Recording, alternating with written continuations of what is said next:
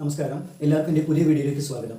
അപ്പോൾ കഴിഞ്ഞ ക്ലാസ്സിൽ ഞാൻ +1 ഫസ്റ്റ് ചാപ്റ്ററിൻ്റെ എക്സാമിലേക്ക് വരുന്ന കാര്യങ്ങളെക്കുറിച്ചിട്ടാണ് കഴിഞ്ഞ ക്ലാസ്സിൽ ഞാൻ പ്രസൻറ്റ് ചെയ്തിരുന്നത്. ഇനി ഈ ഒരു ക്ലാസ്സിൽ നമുക്ക് ബാക്കിയുള്ളത്, അതായത് രണ്ടാമത്തെ ചാപ്റ്റർ മുതൽ 10 ചാപ്റ്റർ വരെയുള്ള ഇമ്പോർട്ടൻറ്റ് കാര്യങ്ങളാണ് ഇന്നത്തെ വീഡിയോയിൽ ഞാൻ പറഞ്ഞു തരുന്നത്. അപ്പോൾ എൻ്റെ ചാനൽ പുതിയതായിട്ട് കാണുന്ന വ്യക്തികളാണെങ്കിലും ഒന്ന് സബ്സ്ക്രൈബ് ചെയ്യുക, അതേ മറ്റൊന്ന് ലൈക്കും ഷെയർ തന്ന് സപ്പോർട്ട് ചെയ്യുക. അപ്പോൾ നമുക്ക് വീഡിയോയിലേക്ക് കിടക്കാം. അപ്പോൾ രണ്ടാമത്തെ ചാപ്റ്റർ ആയിട്ടുള്ള ഇന്ത്യൻ എക്കണോമി 1950 to 1990 എന്നുള്ള രണ്ടാമത്തെ ചാപ്റ്ററിലത്തെ ഫസ്റ്റ് ഇമ്പോർട്ടൻ്റ് ആയിട്ടുള്ള ഒരു ക്വസ്റ്റൻ ആണ് നമുക്ക് അവിടെ. Capitalism, socialism, mixed economy, Mishra സമ്പദ് വ്യവസ്ഥ, മുതലാളിത്തം, അതേമാതിരി തന്നെ സോഷ്യലിസം. ഈ ഒരു ക്വസ്റ്റ്യൻ നമുക്ക് വരികയാണെങ്കിൽ ഒരു 2 മാർക്കിനൊക്കെയാണ് നമുക്ക് അധികം വരല്. അപ്പോൾ അതിൽ കൂടുതൽ നമുക്ക് എക്സ്പെക്ട് ചെയ്തത് 2 മാർക്കിനൊക്കെയാണ് ഇത് ചോദിക്കല്. ഇനി next goals of 5-year plans, അതായത് പഞ്ചവത്സര പദ്ധതിയുടെ ലക്ഷ്യങ്ങൾ എന്തൊക്കെയാണ് എന്നുള്ളത് ചോദിക്കുക വെച്ചാൽ ഒരുമിച്ച് ലക്ഷ്യങ്ങൾ നമുക്ക് അവിടെ ചോദിക്കുക വെച്ചാൽ 8 മാർക്കിനൊക്കെയാണ് നമുക്ക് അവിടെ വരല്. ചില സമയത്ത് അതിൻ്റെ ലക്ഷ്യങ്ങളുടെ നവീകരണം, മോഡേണൈസേഷൻ, അതേമാതിരി ഇക്വിറ്റി പോലത്തെ നമുക്ക് ആ 4 സെൽഫ് റിലയൻസ് പോലത്തെ 4 ഉള്ളത് സെപ്പറേറ്റ് ആയിട്ട് ചില സമയത്ത് ചിലപ്പോൾ ചോദിക്കലുണ്ട്, 3 മാർക്കിനോ 4 മാർക്കിനോ ആയിട്ട്. അപ്പോൾ നമ്മൾ സെപ്പറേറ്റ് പഠിച്ചിരിക്കണം. അതേമാതിരി തന്നെ ഒരുമിച്ച് വരിക 8 മാർക്കിനൊക്കെയാണ് ചില സമയത്ത് വരല്.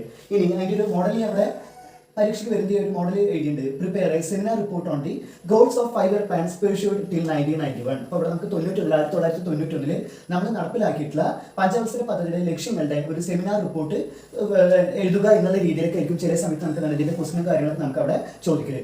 ഇനി മൂന്നാമത്തെ land reforms and green revolution, അതായത് നമുക്ക് ഇവിടെ ഭൂപരിഷ്കരണം അതേമാതിരി തന്നെ ഹരിത വിപ്ലവം. ചില സമയത്ത് നമുക്ക് രണ്ടും സെപ്പറേറ്റ് ആയിട്ട് ചോദിക്കാം, അല്ലെങ്കിൽ രണ്ടും കൂടി മിക്സ് ചെയ്ത രീതിയിലൊക്കെ ആയിരിക്കും ചില സമയത്ത് ചോദിക്കുക. അതായത് കാർഷിക മേഖലനെ നമുക്ക് നല്ല രീതിയിൽ മാറ്റിയെടുക്കാൻ കൊണ്ടുവന്നിട്ടുള്ള 2 മെത്തേഡ് ഏതാണ്, ഭൂപരിഷ്കരണം, ഗ്രീൻ റവല്യൂഷൻ ആണ് എന്ന് നമുക്കറിയാം. അപ്പൊ അതേമാതിരിയുള്ള ക്വസ്റ്റനൊക്കെ ആയിരിക്കും ചില സമയത്ത് ചോദിക്കുക. ചില സമയത്ത് ഭൂപരിഷ്കരണം എന്താ, അല്ലെങ്കിൽ ഗ്രീൻ റവല്യൂഷൻ എന്താ, സെപ്പറേറ്റ് ആയിട്ട് ഹരിത വിപ്ലവം എന്താ എന്നുള്ളതൊക്കെ നമുക്ക് അവിടെ സെപ്പറേറ്റ് ആയിട്ട് ചോദിക്കലുണ്ട്. അപ്പൊ അതിന്റെ ഒരു ചെറിയ ക്വസ്റ്റനാണ് നമുക്ക് ഇവിടെ പറയുന്നത്. Green revolution has helped India to become self sufficiency in food production. അപ്പൊ അതേമാതിരി നമുക്ക് ഒരു ഹരിത വിപ്ലവം കാര്യങ്ങൾ വന്നതിന് ശേഷമാണ് നമുക്ക് ഇന്ത്യയിൽ സ്വയം പര്യാപ്തത, ഭക്ഷ്യ സ്വയം പര്യാപ്തത നമുക്ക് അവിടെ നിലവിൽ വന്നത്. നിങ്ങൾ ഇതുകൊണ്ട് യോജിക്കുന്നുണ്ടോ? ഇനി യോജിക്കുന്നുണ്ടെങ്കിൽ നിങ്ങളുടെ ന്യായീകരണ കാര്യങ്ങൾ നിങ്ങൾ ഇവിടെ വിശദീകരിക്കുക. എന്നിങ്ങനെ രീതിയിലായിരിക്കും നമുക്ക് അവിടെ ക്വസ്റ്റ്യൻ ഒരു മെത്തേഡിൽ വരിക. അല്ലെങ്കിൽ green revolution and land reforms are 2 measures adopted by the policy makers of independent India. അപ്പോൾ 2 മെഷേഴ്സ് നമ്മുടെ പോളിസി മേക്കേഴ്സ് കൊണ്ടുവന്നിട്ടുള്ള 2 മെഷേഴ്സ് ആണ്. ഒന്ന് ഹരിത വിപ്ലവം, അതേമാതിരി തന്നെ ഭൂപരിഷ്കരണം. അപ്പൊ നമുക്ക് എന്ത് പ്രശ്നത്തിന് വേണ്ടിയിട്ടാണ് നമ്മുടെ കാർഷിക മേഖലയിലത്തെ സ്തംഭനാവസ്ഥ മാറ്റിയെടുക്കാൻ വേണ്ടി 2 മെത്തേഡ് കൊണ്ടുവന്നിട്ടുണ്ട്. ആ മെത്തേഡിനെ കുറിച്ചിട്ട് നമുക്ക് ഇവിടെ വിശദമാക്കുക, അതിന്റെ സവിശേഷത, state features of these 2 policies. അപ്പൊ അങ്ങനെ ആയിരിക്കും ചില സമയത്ത് ഗ്രീൻ റവല്യൂഷനും അതേമാതിരി തന്നെ നമ്മുടെ ലാൻഡ് റിഫോംസും ക്വസ്റ്റ്യൻ വരിക. ഇനി നെക്സ്റ്റ് ക്വസ്റ്റ്യൻ നമുക്ക് നോക്കാം.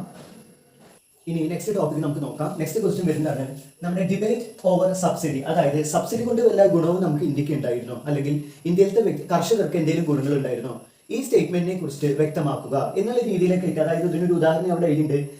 പ്രീവിയസ് ക്വസ്റ്റ്യൻ പേപ്പറിൽ explain the debate subsidies in agriculture. അപ്പോൾ അതായത് ഈ പറഞ്ഞിട്ടുള്ള കാർഷിക മേഖലയിൽ ഡിബേറ്റ് അല്ലെങ്കിൽ സബ്സിഡി കൊണ്ടുവന്നുകൊണ്ട് എന്തെങ്കിലും കർഷകർക്ക് എന്തെങ്കിലും ഗുണമുണ്ടായോ, ഇതിനെക്കുറിച്ചുള്ള ഒരു ന്യായീകരണം കാര്യങ്ങൾ ഇതേ ബേസിലൊക്കെയാണ് നമുക്ക് ക്വസ്റ്റ്യനും കാര്യങ്ങളൊക്കെ വരും. അപ്പോൾ ഒരു 3 മാർക്കിനൊക്കെ ഇങ്ങനത്തെ ക്വസ്റ്റ്യനും കാര്യങ്ങളൊക്കെ നമുക്ക് അവിടെ വരില്ല. അപ്പോൾ അതാണ് ഒരു ക്വസ്റ്റ്യൻ പിന്നെ പറയുന്നത്. പിന്നെ നെക്സ്റ്റ് 5-ാമത്തെ ഇൻഡസ്ട്രിയൽ പോളിസി റെസൊല്യൂഷൻ. അപ്പോൾ IPR വളരെയധികം ഇമ്പോർട്ടൻറ്റ്, ഇതിനെക്കാളും കൂടുതലായിട്ട് ഒരു ഊന്നൽ കൊടുക്കുന്ന ഇമ്പോർട്ടൻ്റ് ആയിട്ടുള്ള ഒരു ക്വസ്റ്റ്യൻ ആണ് IPR. അപ്പോൾ ചില സമയത്ത് നമുക്ക് അവിടെ IPR എന്നേ ചോദിക്കുള്ളൂ. നമ്മുടെ വ്യവസായ നയ പ്രമേയം അല്ലെങ്കിൽ ഇൻഡസ്ട്രിയൽ പോളിസി റെസൊല്യൂഷൻ എന്നൊന്നും എടുത്ത് ചോദിച്ചിട്ടുണ്ടാവില്ല. IPR-നെ കുറിച്ചിട്ട് അല്ലെങ്കിൽ ഇതിനെ കുറിച്ചുള്ളൊരു എന്താണ് write note on the IPR 1956. അപ്പോൾ IPR-നെ കുറിച്ച് നമ്മളൊരു കുറിപ്പ് എഴുതുക എന്നുള്ള രീതിയിലൊക്കെയാണ് ഇതിന്റെ ഒരു ക്വസ്റ്റ്യൻ നമുക്ക് അവിടെ വരിക. അപ്പോൾ ഒന്നില്ലെങ്കിൽ 4 അല്ലെങ്കിൽ 6 ഈ ബേസിലാണ് ഇതിന്റെ ക്വസ്റ്റ്യൻസ് കാര്യങ്ങൾ നമുക്ക് അവിടെ IPR-ൽ വരാറ്. ഇനി നെക്സ്റ്റ് 6-ാമത്തെ സ്മോൾ സ്കെയിൽ ഇൻഡസ്ട്രി, അതായത് ചെറുകിട വ്യവസായം എന്നുള്ള രീതിയിൽ നമുക്ക് അവിടെ ക്വസ്റ്റ്യൻ വരില്ല. 55. അപ്പോൾ ഇത് നമുക്കൊരു മാത്സ് ഫോളോയിങ്ങിൽ നമുക്ക് അവിടെ കാണാം, അല്ലെങ്കിൽ 1 വേർഡിൽ. അപ്പോൾ ഇവിടെ എങ്ങനെ വരിക എന്ന് വെച്ചാൽ സ്മോൾ സ്കെയിൽ ഇൻഡസ്ട്രി എന്ന് പറഞ്ഞിട്ട് ഇതിന്റെ ഓപ്പോസിറ്റ് ഒന്നില്ലെങ്കിൽ ഇതിന്റെ വർഷം എഴുതിയിട്ടുണ്ടാവും 1955, അല്ലെങ്കിൽ ഓപ്പോസിറ്റ് ആയിട്ട് കാർബി കമ്മിറ്റി എന്നുള്ളത് നമുക്ക് മാത്സ് ഫോളോയിങ്ങിൽ ഉണ്ടാവും. അപ്പോൾ ഈ 2 ഓപ്ഷനാണ് ഇതിന്റെ 1 വേർഡ് രീതിയിൽ അല്ലെങ്കിൽ മാത്സ് ഫോളോയിങ്ങിൽ നമുക്ക് അവിടെ വരില്ല. അപ്പോൾ ഇതിന്റെ ഡേറ്റും അതേമാതിരി സ്മോൾ സ്കെയിൽ ഇൻഡസ്ട്രി എന്ന് പറഞ്ഞാൽ കാർബി കമ്മിറ്റി. അപ്പൊ നമുക്ക് ചെറുകിട വ്യവസായത്തിന് പകരം ചില സമയത്ത് നമുക്ക് ചോദിക്കലുണ്ട് കാർബി കമ്മിറ്റി എന്താണ്, അല്ലെങ്കിൽ അതിനെക്കുറിച്ച് കാർബി കമ്മിറ്റിയെ കുറിച്ച് ഒരു കുറിപ്പ് എഴുതുക എന്നുള്ള രീതിയിൽ. അപ്പൊ നമുക്ക് കണ്ടറിയണം കാർബി കമ്മിറ്റി തന്നെയാണ് ചെറുകിട വ്യവസായം അല്ലെങ്കിൽ സ്മോൾ സ്കെയിൽ ഇൻഡസ്ട്രി. അതിന്റെ വർഷം ഓർമ്മിച്ച് വയ്ക്കുക 1955. അപ്പൊ അതിന്റെ ഒരു ചെറിയ എഴുതിയുണ്ട്. Small scale industries play a vital role in Indian economy give reasons. അപ്പൊ അവിടെ ഇന്ത്യൻ എക്കണോമി അല്ലെങ്കിൽ ഇന്ത്യൻ സമ്പദ് വ്യവസ്ഥയിൽ ചെറുകിട വ്യവസായത്തിന് നല്ലൊരു പ്രാധാന്യമുണ്ട്.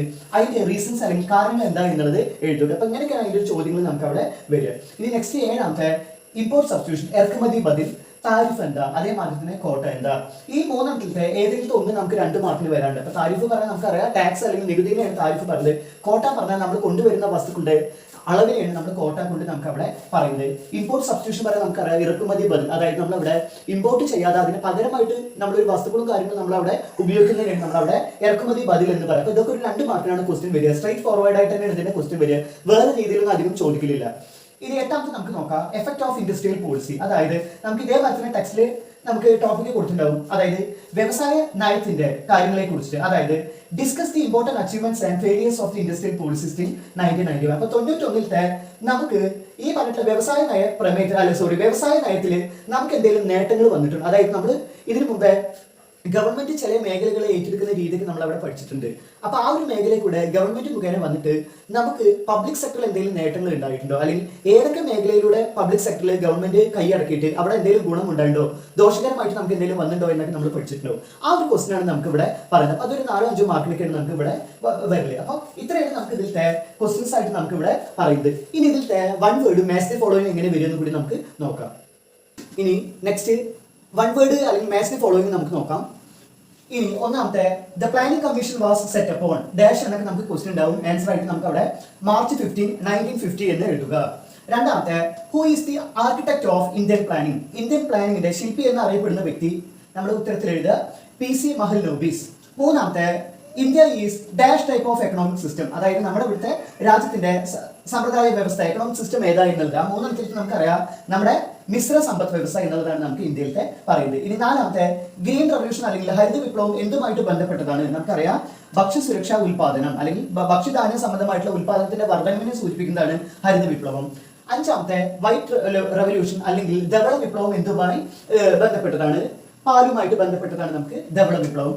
6ാമത്തെ, IPR അല്ലെങ്കിൽ ഇൻഡസ്ട്രിയൽ പോളിസി റവല്യൂഷൻ, അതായത് വ്യവസായ നയ പ്രമേയം. ഡേറ്റ് ഓർമ്മിച്ച് എഴുതുക 1956, 1956. 7ാമത്തെ, കാർവി കമ്മിറ്റി അല്ലെങ്കിൽ സ്മോൾ സ്കെയിൽ ഇൻഡസ്ട്രീസ്. ഡേറ്റ് ആണ് 1955, വർഷം നമ്മൾ മറക്കരുത്. മാച്ച് ദി ഫോളോയിങ്ങിൽ AB എന്ന് കൊടുത്തോട്ട് 1ാമത്തെ കോട്ട എന്നുള്ളത് നമുക്കറിയാം quality of goods that can be imported. അതാണ് നമുക്ക് എന്താണ് ഒരു അളവ് അല്ലെങ്കിൽ നിയന്ത്രണമാണ് നമുക്ക് ഇവിടെ കോട്ടയിലൂടെ നമ്മൾ അവിടെ പറയുന്നത്. ഇനി HYV seeds, high yield variety of സീഡ്സിന്റെ ഉദ്ദേശം ഈ വിത്തുകൾ മുഖേന നമുക്ക് ഒരുപാട് ഔട്ട്പുട്ട് അല്ലെങ്കിൽ ഉൽപാദനം നമുക്ക് അവിടെ വർദ്ധിപ്പിക്കുക എന്നുള്ളതാണ് നമുക്ക് അവിടെ പറയുന്നത്. സീഡ്സ് ഗിവിംഗ് ലാർജ് ഔട്ട്പുട്ട്, അതാണ് നമുക്ക് HYV സീഡ്സിന്റെ. ഇനി ലാൻഡ് റിഫോംസ് അഥവാ ഭൂപരിഷ്കരണം, ഇംപ്രൂവ്മെന്റ്സ് ഇൻ അഗ്രികൾച്ചർ, കാർഷിക മേഖലയിൽ ഉണ്ടാവുന്ന പുരോഗതിയാണ് നമുക്ക് അവിടെ ലാൻഡ് റിഫോംസിൽ പറയുന്നത്. ഇനി പ്രൈം മിനിസ്റ്റർ എന്ന് നമുക്കൊക്കെ സൈഡിൽ തന്നിട്ടുണ്ടാവും, അത് നമുക്ക് അവിടെ നീതി ആയോഗ് എന്നുള്ളത് നമ്മൾ അവിടെ എഴുതുക. ഇനി 5ാമത്തെ, സോഷ്യലിസം എന്ന് പറയുന്നത് നമുക്കറിയാം ഇവിടെ പബ്ലിക് സെക്ടറിൽ പെട്ടതാണ് സോഷ്യലിസം. ക്യാപിറ്റലിസം എന്ന് പറയുന്നത് മാർക്കറ്റ് മെക്കാനിസം എന്നുള്ളതാണ് ക്യാപിറ്റലിസ്റ്റിൽ നമ്മൾ അവിടെ പറയുന്നത്. മിക്സഡ് എക്കണോമി എന്നുള്ളത് പബ്ലിക് ആൻഡ് പ്രൈവറ്റ് സെക്ടറിൽ ഉൾപ്പെട്ടതാണ് മിക്സഡ് എക്കണോമി, പൊതുമേഖലയും സ്വകാര്യ മേഖലയും കൂടി ഉൾപ്പെട്ടതാണ് മിക്സഡ് എക്കണോമി. 8ാമത്തെ, ലാൻഡ് റീഫോംസ്, ഭൂപരിഷ്കരണം.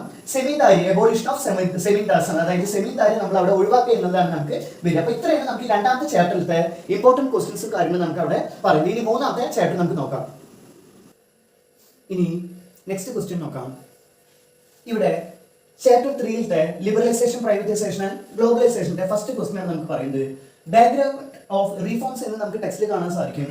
അതിന്റെ ഒരു ക്വസ്റ്റ്യൻ വരിക, explain the background which led to the economic reforms in India in 1991. അപ്പൊ അവിടെ 91-ത്തെ അടിസ്ഥാനമാക്കിക്കൊണ്ട് നമുക്ക് സാമ്പത്തിക പരിഷ്കാരങ്ങളിലേക്ക് വരാനുള്ള കാരണങ്ങൾ, എന്തൊക്കെ രീതി മുഖേനയാണ് നമുക്ക് പരിഷ്കാരങ്ങൾ രീതിയിലേക്ക് നമുക്ക് എത്തിച്ചേരാൻ ഉള്ള ഒരു രീതി ഉണ്ടായി എന്നുള്ളതാണ്. അപ്പൊ അന്നത്തെ കാലത്ത് നമ്മുടെ സാമ്പത്തിക രീതി അല്ലെങ്കിൽ അതിന്റെ പശ്ചാത്തല കാര്യങ്ങൾ എങ്ങനെ ഉണ്ടായിരുന്നു എന്നുള്ളതാണ് നമുക്ക് ഈ ഒരു ചോദ്യത്തിന് ഉദ്ദേശിക്കുന്നത്. അതാണ് നമുക്ക് അപ്പോൾ ബാക്ക്ഗ്രൗണ്ട് ഓഫ് റീഫോംസ് എന്നുള്ളത് ടെക്സ്റ്റിൽ നമുക്ക് അവിടെ കാണാൻ സാധിക്കും. അപ്പോൾ അതാണ് നമുക്ക് ഈ ഒരു ക്വസ്റ്റ്യൻ നമ്മൾ അവിടെ പഠിക്കേണ്ടത്. ഇനി next topic the crisis of 1991, അതായത് 91-ത്തെ പ്രതിസന്ധി രീതിയാണ് നമുക്ക് അവിടെ പറയുന്നത്. അപ്പോൾ അതിന് നമുക്ക് ഇവിടെ ഒരു ക്വസ്റ്റ്യൻ വിവരിച്ചാൽ, the origin of financial crisis in 1991 can be traced from the inefficient management of the Indian economy in the 1990s discuss. അപ്പോൾ അതായത് 1990-ലെ നമ്മുടെ ഇന്ത്യൻ സമ്പദ് വ്യവസ്ഥയിലത്തെ കാര്യക്ഷമത ഇല്ലായ്മയാണോ നമ്മുടെ 91-ത്തെ സാമ്പത്തിക മാന്ദ്യത്തിനുള്ള കാരണം എന്നുള്ളതാണ് ഇതിന്റെ ചോദ്യം നമുക്ക് അവിടെ ചോദിക്കാം. അപ്പൊ ഇതേമാതിരിക്കാണ് നമുക്ക് ചോദ്യങ്ങൾ ഉണ്ടാവുക, ഡയറക്റ്റ് ആയിട്ടല്ല നമുക്ക് ഓരോ ക്വസ്റ്റ്യൻസും. അപ്പൊ നമുക്ക് ഇവിടെ ബാക്ക്ഗ്രൗണ്ട് ഓഫ് റീഫോംസ് അല്ലെങ്കിൽ ക്രൈസിസ് ഓഫ് 1991 എന്നുള്ള സ്ട്രേറ്റ് ആയിട്ടുള്ള ക്വസ്റ്റ്യൻ ഇതേ മാറ്റമൊക്കെ കൺവേർട്ട് ചെയ്തിട്ടായിരിക്കും നമുക്ക് ക്വസ്റ്റ്യൻ പേപ്പറിൽ കാണുക. പക്ഷെ ഉത്തരം എന്നുള്ളത് നമുക്ക് സെയിം തന്നെ ആയിരിക്കും. അപ്പൊ അത് നമ്മൾ മനസ്സിലാക്കിയിട്ട് അതേമാതിരി എഴുതിയാൽ മതി. വിവിധ രീതിയിലായിരിക്കും അല്ലെങ്കിൽ നമുക്ക് ഒരുപാട് മാറ്റത്തിനെ അടിസ്ഥാനമാക്കിക്കൊണ്ടായിരിക്കും ക്വസ്റ്റ്യൻ പേപ്പറിൽ നമുക്ക് നിലവിലുണ്ടാവുക. അപ്പൊ നമ്മളൊന്നും വേണ്ട, ഡയറക്റ്റ് ആയിട്ട് ആ ഉത്തരത്തിലേക്ക് നമ്മൾ കടന്നാൽ മതി. അപ്പോൾ ഇതാണ് നമുക്ക് അതിന്റെ പറയുന്നത്. അപ്പോൾ അതിനെക്കുറിച്ചുള്ള ഡിസ്കഷനും കാര്യങ്ങളൊക്കെ നമ്മൾ ചെയ്യാൻ പറയുന്നുണ്ട്. അപ്പോൾ ഇത് നമുക്ക് നോക്കി അറിയാം, നമ്മുടെ പെട്രോളിയം പ്രതിസന്ധി കാര്യങ്ങളൊക്കെ വന്നിട്ട് നമുക്ക് ഒരുപാട് കടവും കാര്യങ്ങളൊക്കെ വന്നിട്ടുണ്ട്. അപ്പോൾ ആ ഒരു ബേസിൽ നമ്മൾ എന്ത് ചെയ്യണം, ഈ ഒരു ക്വസ്റ്റ്യൻ പേപ്പറിൽ ഇങ്ങനെ കണ്ടുവന്നിട്ടുണ്ടെങ്കിൽ അതിന്റെ മാർക്കിനെ അടിസ്ഥാനമാക്കിക്കൊണ്ട് നമ്മൾ എഴുതുക. അപ്പോൾ അതാണ് 2ാമത്തെ ക്വസ്റ്റ്യൻ നമുക്ക് അവിടെ പറയുന്നത്. ഈ മൂന്നാമത്തെ നമുക്കറിയാം ഉദാരവൽക്കരണം. ഉദാരവൽക്കരണം വന്നുകൊണ്ട് എന്തൊക്കെ നമുക്ക് ഗുണങ്ങൾ ദോഷങ്ങൾ എന്തൊക്കെ. അപ്പൊ ഇതില് നമുക്ക് ഇതൊരു ക്വസ്റ്റ്യനിൽ നമുക്ക് പറഞ്ഞത് liberalisation involves liberating the economy from controls. അതായത് നമുക്ക് ഈ ഉദാരവൽക്കരണം എന്ന് പറയുന്നത് നമ്മുടെ സമ്പദ് വ്യവസ്ഥയെ വിവിധ നിയന്ത്രണങ്ങളിൽ നിന്ന് നമുക്ക് എന്ത് ചെയ്യാൻ സാധിച്ചു, നമുക്ക് ഒരു സ്വാതന്ത്ര്യ കാര്യങ്ങൾ നമുക്ക് ലഭിക്കാൻ സാധിച്ചു. അതിനെക്കുറിച്ചുള്ള കാര്യങ്ങൾ, അതായത് 91 നമുക്ക് ഇത് വന്നതിന് ശേഷം ഈ ഒരു പ്രോസസ് അല്ലെങ്കിൽ പ്രക്രിയ വന്നതിന് ശേഷം എന്തൊക്കെ മാറ്റങ്ങളും കാര്യങ്ങളും നമുക്ക് നിലവിൽ ഉണ്ടായിരുന്നു. അതാണ് നെക്സ്റ്റ് ഒരു ക്വസ്റ്റൻ ആയിട്ട് നമുക്ക് ഇതേമായിരിക്കും ചോദിക്കുക. അല്ലെങ്കിൽ ചെറിയ തോതിലേക്ക് നമുക്ക് ചിലപ്പോൾ ചോദിക്കലുണ്ട് 3-4 മാർക്കിന് ഡിഫൈൻ ലിബറലൈസേഷൻ, അങ്ങനെ ചിലപ്പോൾ വരാം. അപ്പൊ 4 മാർക്കിന് 5 മാർക്കിന് 6 മാർക്കിന് അപ്പൊ മാർക്കിനെ ബേസ് ചെയ്തുകൊണ്ട് എഴുതുക. ഇനി നെക്സ്റ്റ് നമുക്ക് നാലാമത്തെ പ്രൈവറ്റൈസേഷനെ കുറിച്ചാണ്. അപ്പോൾ പ്രൈവറ്റൈസേഷനിൽ നമുക്ക് രണ്ട് തരത്തിലെ ചില സമയത്ത് ചോദിക്കലുണ്ട്. എന്താണ് നവരത്നാസ് അല്ലെങ്കിൽ എന്താണ് ഡിസ്ഇൻവെസ്റ്റ്മെന്റ്, രണ്ടും ഇതിൽ ഇൻക്ലൂഡ് ചെയ്തിട്ടുള്ള ടോപ്പിക്കാണ് നമുക്ക് അവിടെ പറഞ്ഞത്. അപ്പോൾ ഒന്നില്ലെങ്കിൽ ചില സമയത്ത് പ്രൈവറ്റൈസേഷൻ നമുക്ക് 6 മാർക്കിനൊക്കെ ചോദിക്കലുണ്ട്. അപ്പോൾ 6 മാർക്കിന് ഇൻവോൾവ് ചെയ്യുമ്പോൾ നമുക്ക് പ്രൈവറ്റൈസേഷൻ എന്താ, ഡിസ്ഇൻവെസ്റ്റ്മെന്റ് എന്താ, നവരത്നാസ് എന്താ എന്നുള്ളത് നമുക്ക് ഉൾപ്പെടുത്തിയിട്ട് വേണം നമ്മൾ 6 മാർക്കിന് നമുക്ക് അവിടെ എഴുതാൻ. അപ്പോൾ ഈ ഒരു ക്വസ്റ്റൻ നമുക്ക് അവിടെ പ്രൈവറ്റൈസേഷനെ ബേസ് ചെയ്തിട്ടാണ്. അതായത് government of India recent decided to sell the shares of Hindustan Copper Limited bracket HCL, a public sector undertaking, full stop. Do you think of it is a form of privatization, question mark, name its other forms. അപ്പോൾ ഇവിടെ നമുക്ക് നോക്കിയറിയാം ഇതേമാതിരി ചെയ്യേണ്ട, അതായത് ഗവൺമെന്റിന്റെ ഷെയറുകളും കാര്യങ്ങളൊക്കെ വിൽക്കുന്നത് പ്രൈവറ്റൈസേഷന്റെ ഒരു ഭാഗമായിട്ടാണോ, അല്ലെങ്കിൽ പ്രൈവറ്റൈസേഷന്റെ വിവിധ രീതികൾ, അതായത് നമുക്കറിയാം ഡിസ്ഇൻവെസ്റ്റ്മെന്റ് മുഖേന വിവിധ രീതിയിൽ നമുക്കൊരു 4 പോയിന്റ് ഒക്കെ ടെക്സ്റ്റിൽ കാണാൻ സാധിക്കും. അപ്പൊ അതൊക്കെയാണ് നമുക്ക് ഈ ഒരു പ്രൈവറ്റൈസേഷനിൽ നമുക്ക് അവിടെ പറയുന്നത്. അപ്പൊ ഈ ഒരു വർഷം ചില സമയത്ത് പ്രൈവറ്റൈസേഷൻ വളരെയധികം ഇമ്പോർട്ടന്റ് ആയിട്ടുള്ള ഒരു ക്വസ്റ്റൻ ആണ്. കാരണം ഈ ഒരു വർഷം ഒരുപാട് വസ്തുക്കൾ, അതായത് ഗവൺമെന്റ് സ്ഥാപനങ്ങളുടെ ഓഹരി നമ്മൾ അവിടെ എന്ത് ചെയ്തിട്ടുണ്ട്, വിൽപ്പന ചെയ്തിട്ടുണ്ട്. LIC പോലത്തെ, അതേമാതിരി തന്നെ BPCL പോലത്തെ ഒരുപാട് ഗവൺമെന്റ് മേഖല നമുക്ക് അവിടെ എന്ത് ചെയ്തിട്ടുണ്ട്, നമ്മൾ വിൽപ്പന ഷെയർ ഓഹരി കാര്യങ്ങൾ വിൽപ്പന ചെയ്തത്. അപ്പൊ ഇപ്രാവശ്യം നമുക്കൊരു എക്സ്പെക്ടേഷൻ നമുക്ക് അവിടെ പറയാൻ സാധിക്കും. അപ്പൊ ഇതാണ് നമുക്ക് പ്രൈവറ്റൈസേഷന്റെ ഒരു ക്വസ്റ്റിന്റെ ഒരു മോഡൽ നമുക്ക് അവിടെ പറയുന്നത്. ഇനി നെക്സ്റ്റ് നമുക്ക് ഗ്ലോബലൈസേഷൻ എങ്ങനെയെന്നുള്ളതും കൂടി നമുക്ക് നോക്കാം. ഗ്ലോബലൈസേഷൻ എന്താണ്, ഇനി നെക്സ്റ്റ് ടോപ്പിക് നോക്കാം.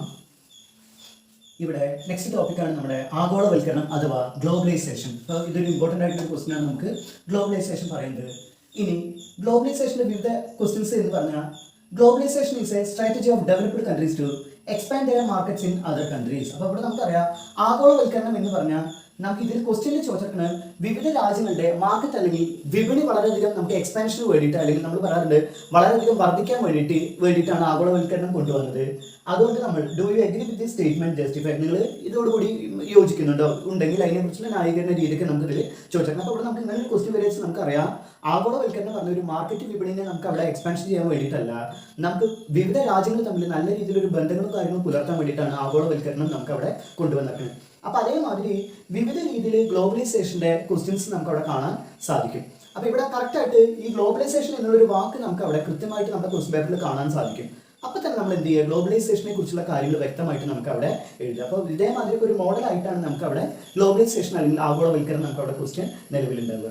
ഇനി നെക്സ്റ്റ് ക്വസ്റ്റ്യൻ നോക്കാം, ന്യൂ എക്കണോമിക് പോളിസി. അപ്പൊ അതായത് പുതിയ തരത്തിലുള്ള സാമ്പത്തിക നയം. അതായത് ഈ ഒരു ക്വസ്റ്റ്യൻ വരിക നമുക്ക് എഴുതേണ്ടത് NEP എന്നൊക്കെ ചിലപ്പോൾ ചോദിച്ചിട്ടുണ്ടാവും. ന്യൂ എക്കണോമിക് പോളിസിയുടെ ഷോർട്ട് ഫോം ഒക്കെ ആയിട്ട് നമുക്ക് അവിടെ ചോദിച്ചിട്ടുണ്ടാവും.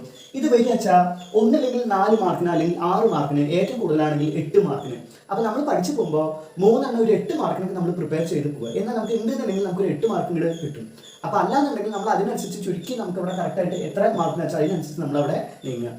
ഇനി നെക്സ്റ്റ് പുറം വാങ്ങൽ അല്ലെങ്കിൽ ഔട്ട്സോഴ്സിംഗ് അല്ലെങ്കിൽ പുറം കരാറിനൊക്കെ നമ്മൾ അവിടെ പറയുന്നുണ്ട്, പുറം വാങ്ങൽ എന്നൊക്കെ. അപ്പൊ ഇവിടെ ഔട്ട്സോഴ്സിംഗ് ഒക്കെ വരിക നമുക്കൊരു 4-5 മാർക്കിനൊക്കെയാണ് നമുക്ക് ഔട്ട്സോഴ്സിംഗ് വരല്. അപ്പോൾ ഔട്ട്സോഴ്സിംഗിന്റെ ഒരു ക്വസ്റ്റ്യൻ അവിടെ എഴുതിയിട്ടുണ്ട്, India is emerging as a major outsourcing destination. What are the advantages of India in business process outsourcing. അപ്പൊ ഇവിടെ നമുക്കറിയാം ഇന്ത്യ എന്ന് പറഞ്ഞാൽ നമ്മൾ പറയാറുണ്ട് പുറം ലോകവുമായിട്ട് നമുക്ക് നല്ല രീതിയിൽ ബന്ധമുള്ള ഒരു രാജ്യമാണ്. അതേമാതിരി തന്നെ ഇവിടെ വളരെയധികം നമ്മൾ പറയാറുണ്ട് ടാലന്റഡ് ആയിട്ടുള്ള വ്യക്തികളും കാര്യങ്ങളും നിലവിലുള്ള ഒരു രാജ്യമാണ് നമുക്ക് അവിടെ പറയുന്നത്. അതുകൊണ്ട് തന്നെ ഒരുപാട് സേവനങ്ങളും കാര്യങ്ങളും ഇന്ത്യ പോലത്തെ വികസിച്ച് വരുന്ന രാജ്യങ്ങൾ നമുക്ക് അവിടെ ചെയ്യുന്നുണ്ട്. അപ്പോൾ നമ്മൾ അതിൽ ടെക്സ്റ്റ് നമുക്ക് നോക്കി അറിയാം, ലീഗൽ സർവീസ്, അതേമാതിരി തന്നെ മെഡിക്കൽ ട്രാൻസ്ക്രിപ്ഷൻ, പിന്നെ അതേമാതിരി തന്നെ നമ്മൾ പറയാറുണ്ട് കമ്പ്യൂട്ടർ സോഫ്റ്റ്വെയറിന്റെ കയറ്റുമതി കാര്യങ്ങളൊക്കെ നമുക്ക് അവിടെ ചെയ്യണം. അപ്പോൾ ഇതൊക്കെ കേട്ടാൽ തന്നെ നമുക്കറിയാം നമ്മൾ മറ്റു രാജ്യങ്ങളുമായിട്ട് ഒരുപാട് സൗഹൃദ രീതിയിൽ നമുക്ക് അവിടെ പോകുന്ന ഒരു രീതി. അപ്പോൾ ഈ ക്വസ്റ്റ്യൻസ് ഒക്കെ ഏകദേശം ഈ ഒരു രീതിയിലൊക്കെ നമുക്ക് അവിടെ വരില്ല. നെക്സ്റ്റ് ഔട്ട്സോഴ്സിംഗിന്റെ വേറെ ക്വസ്റ്റ്യൻ നമുക്ക് പറയുന്നത്, India has certain advantages which make it A favourite outsourcing destination. What are these advantages? ഇനി നമുക്ക് ഈ പറഞ്ഞിട്ടുള്ള ഔട്ട്സോഴ്സിംഗിന്റെ ഗുണങ്ങളും കാര്യങ്ങളും എന്താ? അപ്പൊ നമ്മൾ പറഞ്ഞിട്ടുള്ള അതേ സംഭവം തന്നെയാണ്, ക്വസ്റ്റ്യൻ ഒന്ന് മാറ്റി മറിച്ചോന്ന് മാത്രം. അപ്പൊ നമുക്ക് ക്വസ്റ്റ്യൻ എന്താ എന്നുള്ളത് മനസ്സിലാക്കിയാൽ നമുക്ക് എന്താണോ ക്വസ്റ്റ്യൻ എന്നുള്ളത് കൃത്യമായ ആ ഒരു കാര്യങ്ങൾ മാത്രം നമ്മൾ എഴുതിയാൽ മതി. അപ്പോൾ ഔട്ട്സോഴ്സിങ്ങിനെ കുറിച്ച് നമുക്ക് 2 ക്വസ്റ്റ്യൻ ഇപ്പോൾ നമ്മൾ വായിച്ചു. നമുക്ക് ഔട്ട്സോഴ്സിംഗ് ആണ് എന്ന് അറിഞ്ഞാൽ നമുക്ക് ഔട്ട്സോഴ്സിന്റെ ഡീറ്റെയിൽസ് ആയിട്ട് നമുക്ക് എഴുതിയാൽ മതി. ഇതിപ്പോൾ അങ്ങോട്ട് ടെസ്റ്റ് ചെയ്ത മാതിരി നമുക്ക് ക്വസ്റ്റ്യൻസ് അങ്ങോട്ട് ഷിഫ്റ്റ് ചെയ്ത് തന്നാലും നമുക്ക് ആൻസർ കൃത്യമായിട്ട് നമുക്ക് എഴുതിയാൽ മാർക്ക് അതേമാതിരി നമുക്ക് തോന്നി കിട്ടും. പിന്നെ നെക്സ്റ്റ് എന്താണ് നമ്മുടെ WTO നമുക്കൊരു ഇമ്പോർട്ടൻ്റ് ആയിട്ടുള്ള ക്വസ്റ്റ്യൻ ആണ്. വേൾഡ് ട്രേഡ് ഓർഗനൈസേഷൻ നമുക്ക് വന്നിട്ടുള്ള വർഷം അതേമാതിരി ഗാട്ടും കാര്യങ്ങളൊക്കെ മുമ്പ് പറഞ്ഞിട്ടുള്ള പേരാണ് എന്നൊക്കെ ഡീറ്റെയിൽ ആയിട്ട് നമുക്ക് അതിന് പോയിന്റ് വൈസ് ആയിട്ട് നമുക്ക് അവിടെ എഴുതുക. അപ്പോൾ ഇത്രയാണ് ഈ ഒരു ചാപ്റ്ററിൽ ഇമ്പോർട്ടൻ്റ് ആയിട്ടുള്ള ക്വസ്റ്റ്യൻസും കാര്യങ്ങളൊക്കെ നമുക്ക് അവിടെ പറയുന്നത്. ഇനി ഇതിന്റെ 1 വേർഡും മാച്ച് ദി ഫോളോയിങ് കൂടി നമുക്ക് നോക്കാം. ഇനി 1 വേർഡ് നോക്കാം. ഒന്നാമത്തെ, ഇന്ത്യ സ്റ്റാർട്ടഡ് എക്കണോമിക് റീഫോംസ്, അതായത് സാമ്പത്തിക പരിഷ്കാരങ്ങൾ ഇന്ത്യ തുടക്കം കുറിച്ചിട്ടുള്ള കാലഘട്ടമാണ് നമുക്ക് അവിടെ പറഞ്ഞത്. 1991 എക്കണോമിക് റീഫോംസ് തുടക്കം കുറിച്ചത്. രണ്ടാമത്തെ, in which year WTO was formed, WTO നിലവിൽ വന്ന വർഷം 1995, 1995. ഇനി how many countries are members of WTO, നമ്മുടെ WTO അല്ലെങ്കിൽ വേൾഡ് ട്രേഡ് ഓർഗനൈസേഷന്റെ എത്ര മെമ്പേഴ്സ് ആണ് അല്ലെങ്കിൽ എത്ര രാജ്യങ്ങളാണ് നിലവിലുള്ളത്? 133, 133 കൺട്രീസ്. ഇനി മാച്ച് ദി ഫോളോയിങ് ആണ്. ഇവിടെ ABC എന്ന് കൊടുത്തിട്ടുണ്ട്, ഇവിടെ തനിയെ AB എന്നുള്ളത് ഞാൻ ചെയ്തിട്ടുണ്ട്. ഒന്നാമത്തെ ഇവിടെ പ്രൈവറ്റൈസേഷൻ, B എന്നുള്ളത് അതിന്റെ ഡിസ്ഇൻവെസ്റ്റ്മെന്റ്, C എന്നുള്ളത് ഡീനാഷണലൈസേഷൻ. രണ്ടാമത്തെ സെക്കൻഡറി സെക്ടറിൽ വരുന്നതാണ് ഇലക്ട്രിസിറ്റി. ഇവിടെ C എന്നുള്ളത് അയൺ ആൻഡ് സ്റ്റീൽ ഇൻഡസ്ട്രി. അപ്പോൾ അത് നോക്കുക, നമ്മൾ സെക്കൻഡറി സെക്ടറിൽ ഏതൊക്കെ പെടും എന്നുള്ളത് വ്യക്തമായിട്ട്. ഇതിന് പകരം ചിലപ്പോൾ വേറെ എന്തെങ്കിലും നമുക്ക് എക്സാമ്പിൾ ഒക്കെ തരും, ഏതാണ് സെക്കൻഡറിയിൽ വരിക എന്നുള്ളത് നോക്കിയിട്ട് വേണം നമ്മൾ അവിടെ ചെയ്യാൻ. ഇനി മൂന്നാമത്തെ globalisation, tariff reduction of subsidy. അപ്പോൾ എന്തൊക്കെയാണ് എന്നുള്ളത് നമുക്ക് അവിടെ നോക്കിയിട്ട് ഇതേമാതിരി മാച്ച് ദി ഫോളോയിങ് ചെയ്യുക. ഇനി അടുത്ത AB എന്നുള്ളതാണ്. ഇവിടെ ഒന്നാമത്തെ സ്റ്റെബിലൈസേഷൻ മെഷർ, സുസ്ഥിര വികസനം എന്നൊക്കെ പറഞ്ഞിട്ട് നമുക്ക് അവിടെ ടെക്സ്റ്റിൽ കൊടുത്തിട്ടുണ്ടാവും. സ്റ്റെബിലൈസേഷൻ മെഷറിന് നേരത്തെ ഉള്ളത് ഷോർട്ട് ടേം അല്ലെങ്കിൽ ഹ്രസ്വകാലമാണ്. സ്ട്രക്ചറൽ അഡ്ജസ്റ്റ്മെന്റ് പ്രോഗ്രാം എന്നുള്ളത് ലോങ് ടേം അല്ലെങ്കിൽ ദീർഘകാലത്തേക്കുള്ളത്. ഡീവാലുവേഷൻ ആണ് മൂന്നാമത്തെ. ഡീവാലുവേഷൻ എന്നുള്ളത് reducing the value of domestic currency. അപ്പോൾ നമ്മുടെ രാജ്യത്തിന്റെ പണത്തിന്റെ മൂല്യം കുറയ്ക്കുക എന്നുള്ളതാണ് ഡീവാലുവേഷൻ കൊണ്ട് നമുക്ക് അവിടെ പറയുന്നത്. അപ്പോൾ നമ്മൾ ഇത്തരം കാര്യങ്ങളൊക്കെ ഈ ഒരു ലെസണിൽ, അപ്പോൾ നമുക്ക് ഇത്തരം കാര്യങ്ങൾ നന്നായിട്ട് നോക്കുക. ഡീവാലുവേഷൻ, അതേമാതിരി തന്നെ നമ്മൾ ഡിസ്ഇൻവെസ്റ്റ്മെന്റ് ഒക്കെ തനിയെ ചെറുതായിട്ടൊക്കെ ഒന്ന് പഠിച്ച് വെക്കുക. അപ്പോൾ ഇത്രയാണ് നമ്മൾ ഈ ഒരു ചാപ്റ്ററിലത്തെ ഇമ്പോർട്ടൻ്റ് നമുക്ക് അവിടെ പറയുന്നത്. ഇനി നെക്സ്റ്റ് ചാപ്റ്റർ നമുക്ക് 4ാമത്തെ ചാപ്റ്റർ നോക്കാം. ഇനി നെക്സ്റ്റ് നമുക്ക് 4ാമത്തെ ചാപ്റ്റർ നോക്കാം. ഒന്നാമത്തെ ഒരു ക്വസ്റ്റ്യൻ വരുന്നതാണ് ദാരിദ്ര്യരേഖ എന്താ എന്നുള്ളത്. നമുക്കൊരു 3 മാർക്കിനൊക്കെ നമുക്കൊരു ദാരിദ്ര്യരേഖ നമുക്ക് എന്താ ലെവൽ എന്നുള്ളത് ചോദിക്കാറ്. ഇനി next jail cost of living, അത് നമുക്ക് അവിടെ എഴുതിയിട്ടുള്ള വ്യക്തി അല്ലെങ്കിൽ ആരാ എന്നുള്ളതൊക്കെയാണ് നമുക്ക് അധികം വരല്. അപ്പോൾ നമുക്ക് അവിടെ ജയിൽ കോസ്റ്റ് ഓഫ് ലിവിങ് എന്നുള്ളത് കൊണ്ടുവന്നിട്ടുള്ള വ്യക്തിയാണ് ദാദാഭായ് നവറോജി. 1 മാർക്കിനായിട്ട് നമുക്ക് അവിടെ ചോദിക്കാറുണ്ട്. ഇനി നമുക്കൊരു 6 അല്ലെങ്കിൽ 8 മാർക്കിന് എക്സ്പെക്ട് ചെയ്യേണ്ട ഒരു ചോദ്യമാണ് നമുക്ക് ഇതിലത്തെ policies and programmes for poverty alleviation, ദാരിദ്ര്യ നിവാരണത്തിൽ നമ്മൾ ഗവൺമെന്റ് കൊണ്ടുവന്നിട്ടുള്ള പദ്ധതികളും കാര്യങ്ങളും എന്താണ് എന്നുള്ളത്. അപ്പോൾ അതിൽ നമുക്ക് ചോദിക്കുന്ന സമയത്ത് 8 മാർക്കിനൊക്കെ ചോദിക്കുക വെച്ചാൽ നമുക്ക് ഈ 3 അതായത് self employment programme, food security programme, social security programme, ഈ 3 നമ്മൾ ഡീറ്റെയിൽഡ് ആയിട്ട് വേണം നമ്മൾ അവിടെ എഴുതാൻ. ഇനി ചില സമയത്ത് എടുത്ത് ചോദിക്കുന്നുണ്ട് സെൽഫ് എംപ്ലോയ്മെന്റ് എന്താ, അല്ലെങ്കിൽ സോഷ്യൽ സെക്യൂരിറ്റി എന്താ, ഫുഡ് സെക്യൂരിറ്റി എന്താന്നുള്ളത്. അപ്പോൾ ഒരു 4 മാർക്കിന് 5 മാർക്കിനൊക്കെ ആയിരിക്കും അങ്ങനെ എടുത്ത് ചോദിക്കുമ്പോൾ നമുക്ക് അവിടെ മാർക്ക് വരില്ല. അപ്പോൾ നമ്മളിത് കൃത്യമായിട്ട് ഓരോ സെക്ഷൻ ബൈ സെക്ഷൻ ആയിട്ട് തന്നെ പഠിച്ചു വയ്ക്കുക. എത്ര മാർക്ക് വന്നിച്ചത് എങ്ങനെ എഴുതാം എന്നുള്ളത് നോക്കി വയ്ക്കുക. ഇപ്പോൾ 8 മാർക്കിന് വരുന്നത് നമ്മൾ ഡീറ്റെയിൽ ആയിട്ട് നോക്കുക. ഇനി ദാരിദ്ര്യത്തിന് വരുന്ന കാര്യങ്ങൾ, എങ്ങനെയാണ് ദാരിദ്ര്യം കാര്യങ്ങളൊക്കെ ഉണ്ടാവുന്നത് ഇല്ലേ, അതിന് നമുക്ക് കുറച്ച് കാരണങ്ങളൊക്കെ നമുക്ക് നിലവിൽ ഉണ്ട്. അപ്പോൾ ആ കാര്യങ്ങളൊക്കെ വരുന്നത് നമുക്കൊരു 5 മാർക്കിനൊക്കെയാണ് നമുക്ക് നിലവിൽ വരിക. അപ്പോൾ അത്രയാണ് ഈ ഒരു ചാപ്റ്ററിലത്തെ ഇമ്പോർട്ടൻറ്റ് നമുക്ക് അവിടെ പറഞ്ഞത്. അപ്പോൾ ഇതിലത്തെ ഏറ്റവും ഇമ്പോർട്ടൻറ്റ് പറഞ്ഞാൽ നമ്മുടെ പോവേർട്ടി അലിവേഷൻ പ്രോഗ്രാം തന്നെയാണ്, ദാരിദ്ര്യ നിവാരണത്തിൽ കൊണ്ടുവന്നിട്ടുള്ള പദ്ധതികൾ തന്നെയാണ് ഈ ഒരു ചാപ്റ്ററിലത്തെ ഇമ്പോർട്ടൻറ്റ്. ഇനി 1 വേർഡ് മാച്ച് ദി ഫോളോയിങ് നോക്കാം. ഒന്നാമത്തെ estimated minimum calorie intake for a rural person, ഗ്രാമപ്രദേശത്ത് ഉണ്ടാവുന്ന ഒരു ആൾക്ക് എന്ന് പറഞ്ഞാൽ മിനിമം കലോറി എന്ന് പറഞ്ഞാൽ 2400 കലോറിയാണ് നമുക്ക് മിനിമം ഉള്ളത്. അപ്പോൾ നമുക്കൊരു ഇന്റർനാഷണൽ ആയിട്ട് ചോദിക്കാം. രണ്ടാമത്തെ, who publishes the official data on poverty in India, ഇന്ത്യയിൽ ദാരിദ്ര്യത്തിനുള്ള സംബന്ധമായിട്ടുള്ള ദത്തങ്ങൾ അല്ലെങ്കിൽ ഡാറ്റ അല്ലെങ്കിൽ വിവരങ്ങൾ ഔദ്യോഗികമായി റിപ്പോർട്ട് ചെയ്യുന്ന ആരാണ്? അപ്പൊ നമുക്ക് അതിനൊരു ഉത്തരമാണ് പ്ലാനിംഗ് കമ്മീഷനാണ് നമ്മുടെ രാജ്യത്ത് എത്രത്തോളം നമുക്ക് അവിടെ ദാരിദ്ര്യം കാര്യങ്ങൾ ഉണ്ട് എന്നുള്ളത് റിപ്പോർട്ട് ചെയ്യുന്നത്. മൂന്നാമത്, അക്കോർഡിംഗ് ടു 2000 അതായത് 2001 census dash of people leave below poverty line in India. അപ്പൊ എത്ര ശതമാനം ആൾക്കാരാണ് 2001 സെൻസസ് പ്രകാരം ദാരിദ്ര്യ രേഖയ്ക്ക് താഴെ നിലവിലുണ്ടായിരുന്നത്? അപ്പൊ നമുക്ക് അവിടെ പറഞ്ഞത് 26.1%, 26.1% ആണ് നമുക്ക് ഉണ്ടായിരുന്നത്. ഇനി മാച്ച് ദി ഫോളോയിങ് നോക്കാം. പ്ലാനിംഗ് കമ്മീഷൻ എന്നുള്ളത് നേരിട്ട് നീതി ആയോഗ്, ഫിനാൻസ് മിനിസ്ട്രി നേരിട്ടുള്ളത് ബഡ്ജറ്റ്, CSO എന്നുള്ളത് നാഷണൽ ഇൻകം എസ്റ്റിമേറ്റ്സ്, 2400 കലോറീസ് എന്നുള്ളത് റൂറൽ അല്ലെങ്കിൽ ഗ്രാമം, 2100 കലോറീസ് എന്നുള്ളത് അർബൻ, ജയിൽ cost of living index Dadabhai Naoroji. അപ്പൊ ഇത്രയാണ് ഈ ഒരു ചാപ്റ്ററിലത്തെ 4ാമത്തെ ചാപ്റ്ററിലത്തെ ഇമ്പോർട്ടൻറ്റ് നമുക്ക് അവിടെ പറയുന്നത്. ഇനി 5ാമത്തെ ചാപ്റ്റർ നമുക്ക് നോക്കാം. ഇനി നെക്സ്റ്റ് നമുക്ക് 5ാമത്തെ ചാപ്റ്റർ നോക്കാം. മനുഷ്യ മൂലധനത്തെ കുറിച്ചിട്ടാണ് നമുക്ക് ഈ 5ാമത്തെ ചാപ്റ്റർ. അപ്പൊ അതിൽ 1ാമത്തെ ഒരു ചോദ്യം വരുന്നത് സോഴ്സ് ഓഫ് ഹ്യൂമൻ ക്യാപിറ്റൽ, അതായത് മനുഷ്യ മൂലധനത്തിന്റെ ഉറവിടങ്ങൾ ഏതെല്ലാം. അപ്പൊ ഇവിടെ അതിന്റെ ഒരു ക്വസ്റ്റ്യൻ എഴുതിയിട്ടുണ്ട്, describe any 3 sources of human capital. അപ്പൊ അതായത് 3 തരത്തിലുള്ള നമ്മുടെ മനുഷ്യ മൂലധനത്തിനെ കുറിച്ച് നമുക്ക് വിശദീകരിക്കുക. അല്ലെങ്കിൽ 3 ആവാം, നമുക്കറിയാം 5 തരത്തിലുള്ള മനുഷ്യ മൂലധനമാണ്. അപ്പൊ നമുക്ക് ക്വസ്റ്റ്യൻ ചോദിക്കുമ്പോൾ 2 തരത്തിലാവാം, 3 തരത്തിൽ ഇതാക്കുക, 5 തരത്തിൽ. അപ്പൊ അങ്ങനെ ഏത് ടൈപ്പ് ആണെങ്കിലും നമുക്ക് അവിടെ ചോദിക്കാം. അപ്പോൾ നമുക്ക് ക്വസ്റ്റ്യൻ പേപ്പറിൽ വരുന്ന രീതിയിലനുസരിച്ച് ഏതൊക്കെ തരം ഉറവിടങ്ങളാണെന്നുള്ളത് എഴുതുക. മാർക്കിനനുസരിച്ച് അത് എക്സ്പ്ലനേഷൻ ചെയ്യുക. 5 മാർക്കിന് വെച്ചാൽ നമുക്കത് വൈഡായിട്ട് ഡീറ്റെയിൽ ആയിട്ട് എക്സ്പ്ലനേഷൻ കൊടുക്കുക. അതെല്ലാം തന്നെ അതിന് ചുരുക്കിയിട്ട് നമ്മൾ അവിടെ മാർക്കിന് ബേസ് ചെയ്ത് കൊടുക്കുക. അതാണ് നമുക്ക് ഇതിന്റെ രണ്ടാമത്തെ പറയുന്നത്. ഇനി നമുക്ക് ഇതിൽ രണ്ടാമത്തെ പറയുന്നത് ഇതിലത്തെ human capital and economic growth ആണ്. സാമ്പത്തിക വളർച്ചയും മനുഷ്യ മൂലധനവും തമ്മിലുള്ള കാര്യങ്ങളാണ് പറയുന്നത്. അപ്പൊ അതിന്റെ ഒരു question, explain the relationship between human capital and economic growth. അതായത് നമ്മുടെ മനുഷ്യ മൂലധനവും സാമ്പത്തിക വളർച്ചയും തമ്മിലുള്ള ബന്ധത്തെ കുറിച്ചിട്ട് നമ്മൾ അവിടെ വിശദീകരിക്കുക. അതാണ് ഒരു കാര്യം നമുക്കിതിൽ ക്വസ്റ്റ്യൻ ആയിട്ട് ഇതിൽ വരുന്നത്.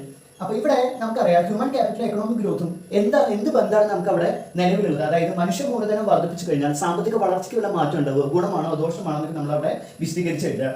നെക്സ്റ്റ് ഒരു ക്വസ്റ്റ്യൻ കൊടുത്തിട്ടുണ്ട്, investment in human capital accelerates the development process discuss. അതായത് മനുഷ്യ മൂലധനത്തിന്, അതായത് നമ്മൾ പറഞ്ഞു എന്താ പറയുക, വ്യക്തികൾക്ക് കൂടുതലായിട്ട് വിദ്യാഭ്യാസ മേഖലയിൽ, അതേപോലെ തന്നെ ആരോഗ്യപരമായിട്ടുള്ള മേഖലയിൽ, ജോബ് പരമായിട്ടുള്ള മേഖലയിലൊക്കെ നല്ല രീതിയിൽ നിക്ഷേപം അല്ലെങ്കിൽ പൈസ കാര്യങ്ങളൊക്കെ നമ്മൾ അവിടെ നിക്ഷേപിച്ചു വെച്ചാൽ നമുക്ക് എന്തൊക്കെ തരത്തിലുള്ള മാറ്റങ്ങളും കാര്യങ്ങളും നമുക്ക് അവിടെ വികസനത്തിനുള്ള ഒരു പ്രക്രിയ ഭാഗമായിട്ട് മാറുമോ, അല്ലെങ്കിൽ എന്താണ് അവിടെ സംഭവിക്കുക എന്നുള്ളത് ഡീറ്റെയിൽ ആയിട്ട് നമ്മൾ വിശദീകരിച്ചിട്ട് എഴുതുക. അതാണ് നമുക്ക് രണ്ടാമത്തെ ഇവിടെ കൊടുത്തിട്ടുണ്ട്. ഇനി മൂന്നാമത്തെ, mention any 2 government organisation that regulate education sector in India. അപ്പൊ ഇവിടെ നമുക്ക് വിദ്യാഭ്യാസ മേഖലയെ നിയന്ത്രിക്കുന്ന ഗവൺമെന്റിന്റെ 2 സംഘടനാ കാര്യങ്ങൾ നമ്മൾ ഇവിടെ എഴുതുക എന്നുള്ളതാണ് നെക്സ്റ്റ് ഒരു ക്വസ്റ്റ്യൻ. അപ്പൊ നമുക്ക് അങ്ങനെയൊക്കെ വന്നിട്ട് നമുക്കറിയാം UGC, SCERT, NCERT എന്നൊക്കെ പുറത്തൊക്കെ നമുക്ക് സംഘടനകൾ നമുക്ക് ടെക്സ്റ്റ് നോക്കിയാൽ കാണാം. ഇനി അതേമാതിരി തന്നെ ഹെൽത്ത് സെക്ടറിന്റെ ഇതേമാതിരി ചിലപ്പോൾ ചോദിക്കലുണ്ട്. അപ്പൊ അതിന് ബേസ് ചെയ്തിട്ട് നമ്മൾ എഴുതാം ICMR എന്നൊക്കെ പോലത്തെ നമുക്ക് കുറെ കാര്യങ്ങൾ നമുക്ക് ടെക്സ്റ്റിൽ കൊടുത്തിട്ടുണ്ട്. അപ്പൊ ആ ഒരു ബേസിൽ നമ്മൾ അവിടെ അതേമാതിരി ചോദ്യങ്ങൾ വന്നാൽ എഴുതുക. ഇനി നാലാമത്തെ, while explaining the importance of education your teacher says school dropouts are giving away to child labour, discuss how this is a loss to human capital. അപ്പൊ നമുക്കറിയാം കുട്ടികൾ അല്ലെങ്കിൽ വ്യക്തികൾ വളരെയധികം വിദ്യാഭ്യാസ സമ്പന്നരും കാര്യങ്ങളായാലാണ് അത് മുഖേന ഒരു രാജ്യത്തിന് മനുഷ്യ മൂലധനം നമുക്ക് കൊണ്ടുവരാൻ സാധിക്കുള്ളൂ. പക്ഷേ ഇവിടെ നമുക്കൊരു ക്വസ്റ്റ്യൻ കൊടുത്തിട്ടുണ്ട്, ഒരു ടീച്ചറെ കുട്ടികളുടെ അടുത്ത് പറയാണ്, നമുക്ക് കുട്ടികൾ എന്താ പറയുക സ്കൂളിൽ നിന്ന് ഡ്രോപ്പ് ഔട്ട് ചെയ്ത് പോവുക വെച്ചാൽ നമ്മൾ പറയാറുണ്ട് പേര് വെട്ടി പോകുന്നുണ്ടെങ്കിൽ അത് മനുഷ്യ മൂലധനം കുറയ്ക്കാനുള്ള ഒരു കാരണം. ഇതിനെക്കുറിച്ച് നമ്മൾ ഡിസ്കഷൻ ചെയ്യുക. അപ്പൊ നമുക്ക് എന്താണ് ഹ്യൂമൻ ക്യാപിറ്റൽ ഫോർമേഷൻ വരണമെങ്കിൽ തീർച്ചയായിട്ടും നമുക്ക് ഒരുപാട് പേര് വിദ്യാഭ്യാസ സമ്പന്നരായാൽ മാത്രമേ നമ്മുടെ സാധിക്കുള്ളൂ. അപ്പൊ നിങ്ങൾ എന്ത് ചെയ്യുക, ഈ പറഞ്ഞിട്ടുള്ള വിദ്യാഭ്യാസ രീതിയെ കുറിച്ച് അതിൽ എടുത്ത് ചോദിച്ചിട്ടുണ്ടാവും, എഡ്യൂക്കേഷന്റെ രീതി എടുത്ത് ചോദിച്ചിട്ടുണ്ടാവും. ആ കാര്യം ഡീറ്റെയിൽഡ് ആയിട്ട് അവിടെ എഴുതുക സോഴ്സസിൽ. ഇനി അഞ്ചാമത്തെ, the emerging of economic super power and knowledge economy. അപ്പൊ ഇവിടെ നമ്മുടെ ഇന്ത്യ എന്ന് പറയാൻ നമുക്കറിയാം വളരെയധികം നോളേജ് എക്കണോമി ആയിട്ട് മാറുക, അറിവ് സംബന്ധമായിട്ടുള്ള രീതിയിൽ വളരെയധികം മുന്നോട്ട് വരുന്ന ഒരു രാജ്യമായിട്ടാണ് നമുക്ക് ഇന്ത്യനെ പറയുന്നത്. അപ്പൊ ആ ഒരു മേഖലയെ കുറിച്ച് നമ്മൾ അവിടെ ഡീറ്റെയിൽ ആയിട്ട് പിന്നെ വരുന്നതാണ്. കാരണം ഇതൊക്കെ ഡയറക്റ്റ് ആയിട്ട് തന്നെ ക്വസ്റ്റൻസ് വരാറ്, വളഞ്ഞു തിരിഞ്ഞിട്ടൊന്നും ഇത് വരലില്ല, എമേജിംഗ് എന്നൊക്കെയുള്ള രീതിയിൽ തന്നെ കറക്റ്റ് ആയിട്ട് വരല്. അപ്പൊ നിങ്ങൾ ആ ഒരു ടോപ്പിക് അത്യാവശ്യം ഒരു 4-5 മാർക്കിന് പഠിച്ചിട്ട് എഴുതുക. അപ്പോൾ ഇനി ഈ ഒരു ചേട്ടന്റെ one word match the following നമുക്ക് എങ്ങനെ വരുന്നത് എന്നുള്ളതൊന്ന് നോക്കാം. ഇനി നമുക്ക് വൺ വേർഡോട് നോക്കാം. ഒന്നാമത്തെ, as per 2011 census the literacy rate in India was 74%. നമുക്ക് ഇവിടെ ഡാഷ് ഒക്കെ ആണ് തരിക, അല്ലാതെ നമുക്കൊരു ABCD അല്ലെങ്കിൽ നൺ ഓഫ് ദി അബോവ് എന്നൊക്കെ നമുക്ക് ഓപ്ഷൻ ഉണ്ടാവും. അപ്പോൾ നമ്മൾ തിരഞ്ഞെടുക്കുമ്പോൾ 74%, 2011 സെൻസസിലെ പ്രകാരം നമ്മുടെ നാട്ടിലെ ലിറ്ററസി അല്ലെങ്കിൽ സാക്ഷരതാ നിരക്ക് എന്നുള്ളത് 74%.